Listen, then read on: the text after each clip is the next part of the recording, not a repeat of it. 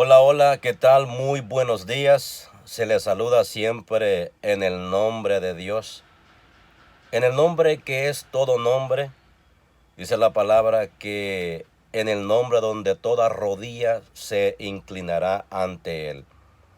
Espero hayan tenido una noche espectacular, que hayan descansado muy bien y que la misericordia de Dios sé que nos ha alcanzado hasta el día de hoy, porque nos ha dado vida, salud. Él nos ha dado la oportunidad de volver a iniciar nuestras actividades en el día de hoy. Solamente a Él y solamente a mi amado Dios toda honra, gloria y gratitud. Un saludo a todos aquellos que comparten conmigo esta opinión. Un saludo muy cordial y muy especial a todos aquellos que reconocen que Dios es el creador, que Dios es nuestro creador y que Él un día ha de regresar para llevarnos a vivir con Él en las mansiones celestiales. Hoy, en esta mañana, me permito hablar un poco con todos ustedes acerca del diluvio. La gran mayoría conoce qué fue el diluvio, pero no lo hago con la intención de promover cierta doctrina. La mera verdad que no. Mi intención no es esa. Mi única intención es decirles que Dios es maravilloso, que Dios es hermoso, que Dios es todo amor, que todo lo que tenemos, absolutamente todo lo que tenemos, se lo debemos a Él. Él nos da la fuerza día a día para continuar, para ganarnos el pan de cada día. Muchas personas dicen, mi cuerpo es mío, todo lo que tengo es por mi esfuerzo, porque me he esmerado. Eso podríamos decir que es verdad, pero lo fundamental, el centro de todo, es que sin la voluntad de Dios no podemos hacer absolutamente nada. De Él vienen todas las cosas, las bendiciones que al ser humano le puedan pasar. Y hablar del diluvio es hablar de un tema sumamente muy importante, trascendental para nuestros días. ¿Por qué digo trascendental? Porque sé que muchos de ustedes han escuchado decir, Jesús viene y vendrá pronto. Sé que muchos también han escuchado, eso yo lo vengo oyendo desde hace mucho tiempo, pero hasta hoy no he visto nada. ¿Es verdad que usted diga eso o también las circunstancias se prestan para que usted piense de esa manera? Pero hagamos un poco de conciencia. Miremos la realidad de las cosas. Miremos a nuestro alrededor del tiempo en que estamos viviendo. No podemos decir que no al tiempo tan peligroso, el que vivimos en la actualidad. La vida que hoy tenemos es una vida verdaderamente precaria, es una vida muy peligrosa. Libertad ya no tenemos, hay peligro por doquier, hay tantas enfermedades, usted lo sabe perfectamente bien, pero aún así, en esta vida que tenemos, aún así con todas las cosas que estamos viendo en este mundo, en esta vida,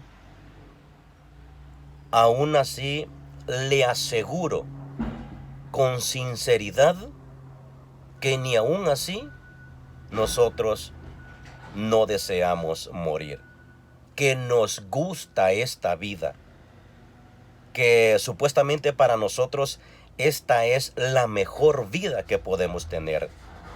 Pero la verdad, mis amigos, no es esta la vida real. La verdadera vida no es esta. No lo es. La verdadera vida es la futura. Pero el problema radica cómo llegar a la vida futura, que esa es la vida verdaderamente buena y hermosa que todo ser humano debe de alcanzar. Pero triste y lastimosamente, la gran mayoría no quiere obtener esa vida.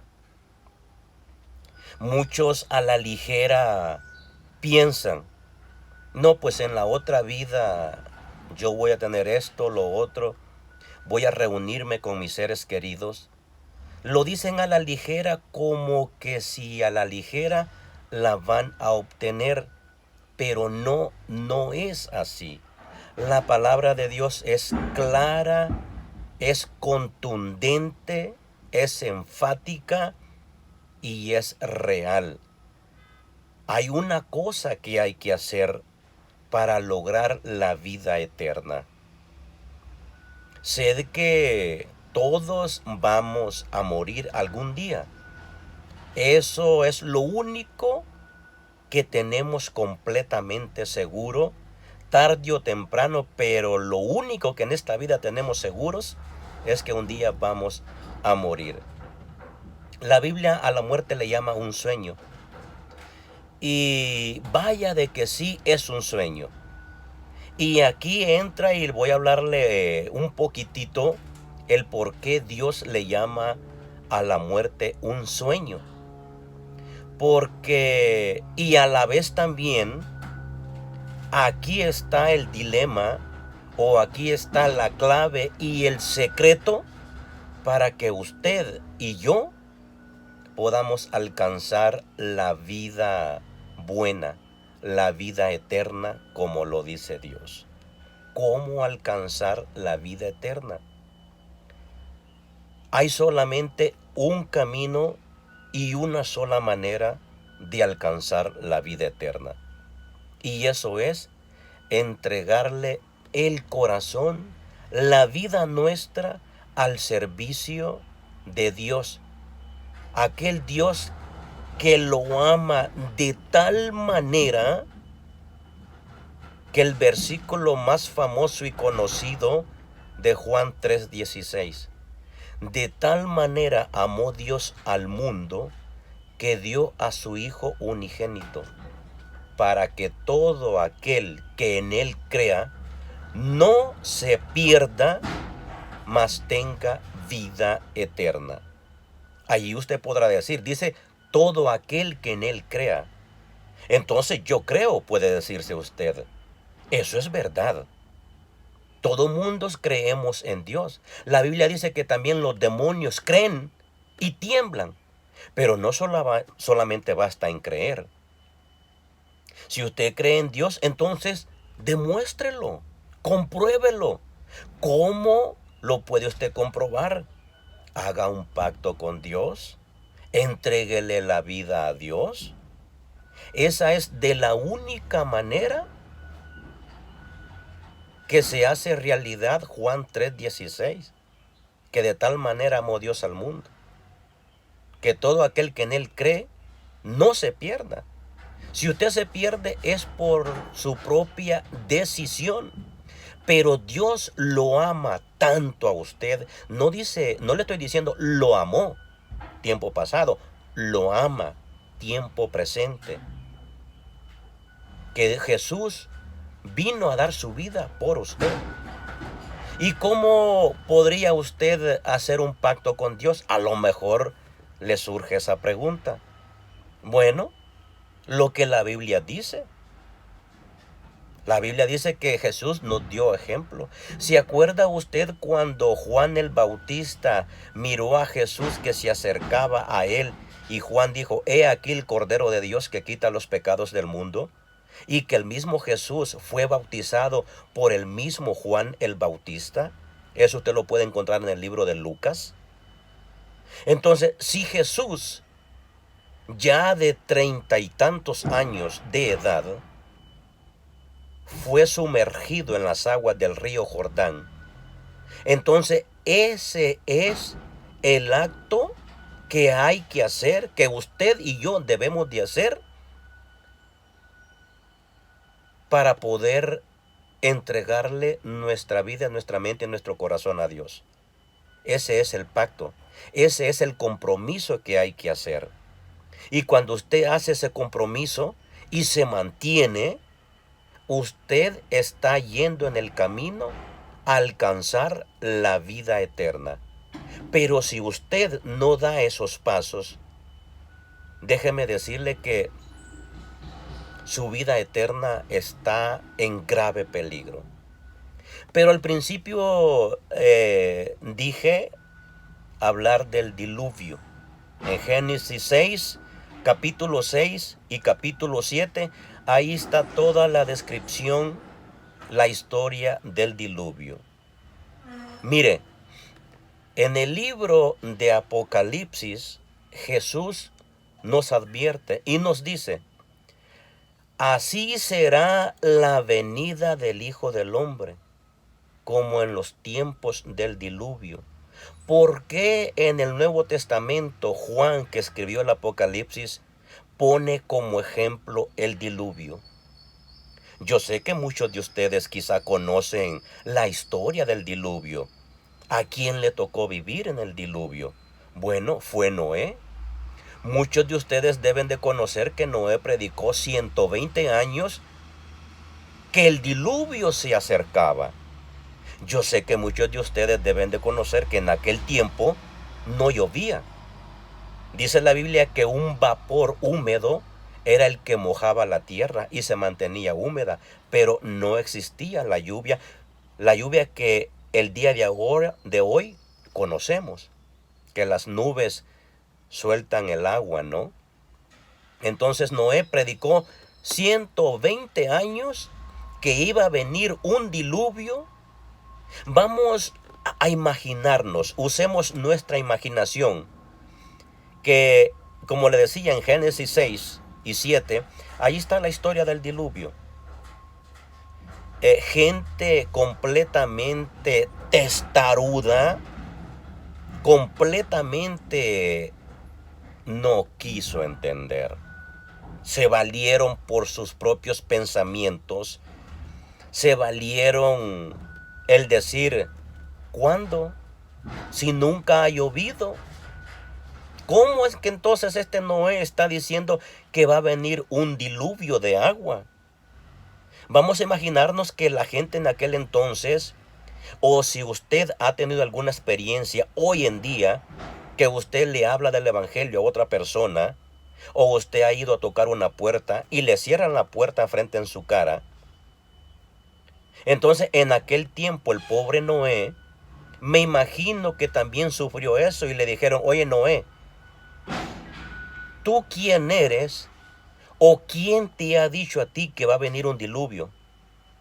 Me imagino que lo confrontaron en decirle, mira Noé, demuéstrame cuándo tú has visto llover para que tengas el atrevimiento de decir y de andar gritando por las calles, de andarle fastidiando la vida a la gente diciendo que va a venir un diluvio y que nos va a matar a todos. Me imagino que le dijeron eso, lo confrontaron y a no sé cuánta cosa más le dijeron a Noé.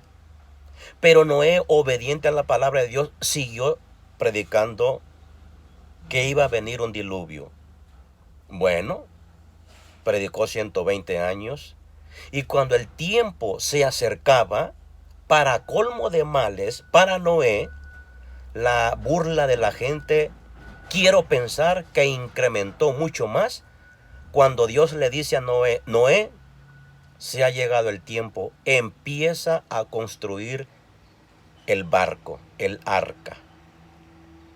No el arca del pacto, ¿no? El arca, especie de barco, ¿no?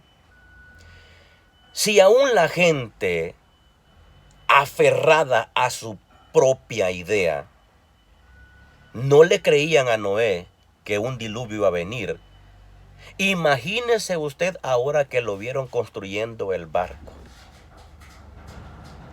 Es obvio pensar que la risa, la burla, los ataques de decir este está loco e incrementaron. Y bueno, y Noé, a pesar de eso, siguió predicando. Me imagino que Noé, cuando estaba construyendo el barco, sus predicaciones cambiaron un poquito en cuanto a decir, mis amigos y apreciados, el tiempo se está acercando, por favor arrepiéntanse. Miren, ustedes me han visto que estoy construyendo el barco, porque he recibido palabra de Dios que me dijo que empiece a construir el barco.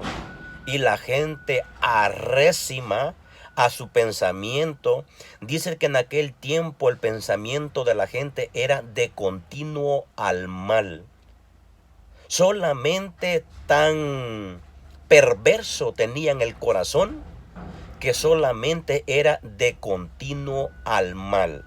La maldad que imperaba en aquel entonces era tan grosera. La maldad en los seres humanos de aquel entonces era tan grosera que dice que Dios se arrepintió de haber creado la humanidad. Entonces, pero Noé continuó y de sus predicaciones les decía que a lo mejor incrementaron diciendo, mis amigos, estoy construyendo el barco porque el diluvio está a unos cuantos días. Y la gente riéndose, diciendo cuánta cosa. En aquel tiempo, como le decía, dice la palabra de Dios que el único pensamiento que imperaba en las personas de aquel entonces era, dice que se casaban, se daban en casamiento y solamente cosas así. Cuando dice la Biblia que se casaban y se daban en casamiento, ¿qué es lo que se está viendo ahora, mis apreciados? Usted conoce bien de que ya hombre con hombre, mujer con mujer se casan. Bueno, era lo mismo que pasaba en aquel entonces, en el tiempo del diluvio. Bueno, Noé terminó de construir el barco y la gente no le creyó. Siguieron allí con sus cosas, casándose y dándose en casamiento, bebiendo y tomando, haciendo todo lo que ellos querían hacer o lo que su conciencia, su mente y su corazón les dijera que hicieran. De tal manera que aún cuando Dios le dice a Noé, Noé, mete en el arca los animalitos de pareja, de 2 en 2 parejas, una vaca, un toro, una yegua, un caballo y así sucesivamente. De animales limpios y también de animales impuros fueron menos. Pero el colmo del colmo, mis estimados amigos, que la gente de aquel entonces, aún viendo que los animales iban caminando solos hacia el barco, no quisieron hacer caso. Pero viene un poquito más la risa, la burla hacia Noé, cuando Dios le dice a Noé, Noé, es tiempo de que entres al barco. Yo me voy a encargar de cerrar la puerta. Viene Noé con sus 3 hijos y las esposas de sus hijos y entraron al barco, como siempre obediente a la palabra de Dios. ¿Usted sabe cuántos días pasaron los animales junto con Noé encerrados en el barco? ¿Lo sabe usted? ¿No lo sabe? Pues fueron 5, 7 días. Me imagino que la gente arreció la burla a Noé después que pasó el primer día. Haber dicho a la gente, miren, el loco de Noé encerrado, aguantando la pestilencia de los animales en el barco. Mire, un día y el tonto de Noé sigue encerrado. Y Noé les dijo, miren, va a venir un diluvio y Dios, por medio de las aguas, va a arrasar con toda la vida humana. Que aquel no quiera arrepentirse y no acepte el llamado de recibir a Jesús como su Salvador, de entrar en el arca para que usted sea salvo. No quisieron. Una vez hubieran entrado en el barco, hubieran estado salvos. Automáticamente estaban aceptando la salvación y estaban aceptando a Jesús como su único y suficiente Salvador. Pero no quisieron. El segundo día, más burla, y así sucesivamente. Mis estimados, pero llegó el séptimo día. El séptimo día, me imagino de que, como los días bíblicos, lo dice Génesis, que el día bíblico, los días reales, que son los únicos, los días o el calendario que verdaderamente importa, no el calendario gregoriano que ahora seguimos, sino el calendario judío, es el calendario que está en la Biblia, que cae la noche. En cuanto cae la noche, en cuanto se oscurece, ya es el día de mañana. No como ahora lo conocemos, que hasta las 12 de la noche para nosotros ya es el siguiente día. No es así. Vaya y lea usted Génesis. Dice Dios, y fue la tarde y la mañana el día número tal. Y fue la tarde y la mañana el día número tal. Y así sucesivamente hasta que Dios completó la creación. Fue la tarde y la mañana el día 1, el día 2, el día 3, la tarde y la mañana el día 4. ¿Qué significa eso? Que en cuanto cae la noche, ya el martes pasó. Este video lo estoy haciendo hoy día martes. Bueno, ahora en la tarde, cuando ya llegue la noche, ya es miércoles. No tiene que esperar hasta las 12 del mediodía, de la medianoche. Bueno, digamos que cayó el séptimo día, se oscureció y ya es el séptimo día. Y las gotas de aguas empezaron a caer. Imaginémonos que cuando las gotas del agua, que en aquel tiempo no llovía, y la gente empezó a experimentar, a ver que estaba lloviendo, entonces fue el rugir, el crujir de dientes, el arrepentimiento, pero ya era demasiado tarde. La puerta se había cerrado. Dios le dijo a Noé que él se encargaría de cerrar la puerta. Ya era muy tarde, mis apreciados. Ya no había tiempo.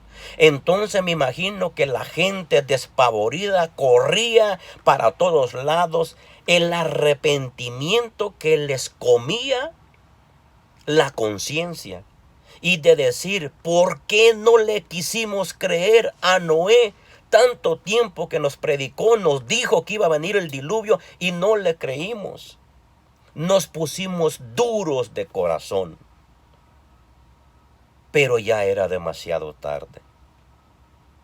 Ya era demasiado tarde. Me imagino de que Noé escuchaba los gritos de pavor, los gritos de desesperación, diciéndole, Noé, por favor, ábrenos. Perdónanos porque no te creímos. Tanto que nos burlamos de ti y aún que nos burlándonos de ti, y tú insistente predicando el mensaje que Dios te había dado.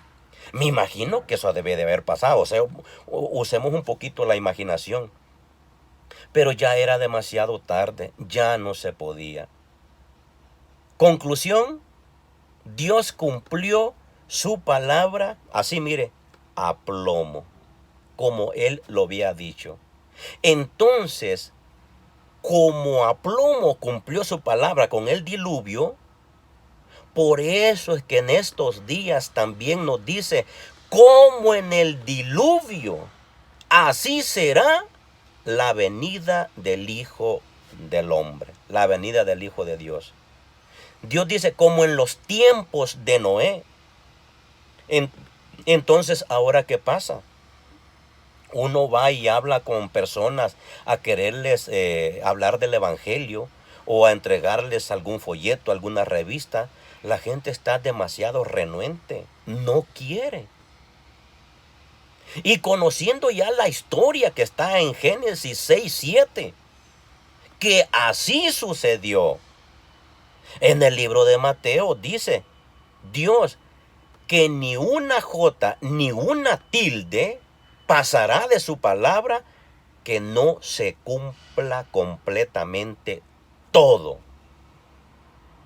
Entonces, si Jesús ya nos dejó un ejemplo, el diluvio, nos está advirtiendo, en otras palabras, que si hoy no creemos en Dios y no queremos hacer un pacto con Él, nos va a pasar justamente como en el diluvio. Cuando Jesús esté viniendo con gloria y gran poder por su pueblo para llevarnos a vivir a las mansiones celestiales por 1000 años. La tierra va a quedar completamente destruida. Vaya usted, lea Génesis 19, lea Génesis 20. Ahí está la descripción de la venida del Hijo de Dios. Lea usted de Primera Tesalonicenses, versículo 4, capítulo 4 del versículo 3 en adelante. Allí está también cómo Jesús va a venir, cuál va a ser la condición suya y la condición de los que estén muertos. Dice, los muertos en Cristo. ¿Y qué es estar los muertos? ¿Qué significa los muertos en Cristo? Bueno, los muertos en Cristo es lo que hace un par de minutos atrás le acabo yo de explicar. Los muertos en Cristo son los que tomaron una decisión por Jesús, hacer un pacto con Jesús. ¿Y cómo es ese pacto? Lo que Jesús hizo en el Jordán, bautizándose bajo de las aguas, sumergiéndose bajo de las aguas. Ese es el pacto, permanecer fiel en ese pacto. Y si la muerte a usted lo sorprende, no se preocupe. Usted va a volver a resucitar. Y a eso Dios le llama los muertos en Cristo. Porque usted murió con la bendita esperanza en Cristo Jesús. Y Jesús le va a resucitar. Y una vez Jesús le resucite, entonces sí, a gozar la verdadera vida. No vida esta, que es la vida que verdaderamente es una vida así, vea. La palabra de Dios dice que en la vida, los años de esta vida son 70 años y el más robusto son 80. Como usted, mira, haga un poquito de conciencia, de verdad hágalo. Así como cuando usted tiene un problema y se enfoca en el problema buscándole una solución, usted medita en el problema. ¿Qué solución yo puedo tomar? ¿Qué voy a pensar? Usted lo analiza y lo piensa y encuentra una solución. Entonces, de la misma manera, le invito a que lo haga. Es la única manera, ese es el pacto que hay que hacer con Dios. Entonces Dios dice, los muertos en Cristo resucitarán primero. Luego nosotros, los que hayamos quedado, seremos arrebatados en el aire para reunirnos con Jesús y a vivir con Él 1000 años en el cielo. Después de 1000 años sucederá otro evento que más adelante en otro video vamos a hablar un poquito de eso. Pero le digo, yo no vengo a exponer religión ni iglesia, no. Vengo a exponer la bendita palabra de Dios, qué es lo que Dios quiere para usted y para mí. Mis apreciados, un saludo a donde quiera que usted esté. Si usted se da el tiempo de escuchar estas palabras que con plena sinceridad se las digo, gloria a Dios. Pero si usted no quiere escucharla y si esto a usted le aburre, piense en los que se burlaron de Noé, pero cuando vieron que el agua estaba cayendo, se arrepintieron. Pero ¿qué pasó con ellos? Ya era demasiado tarde.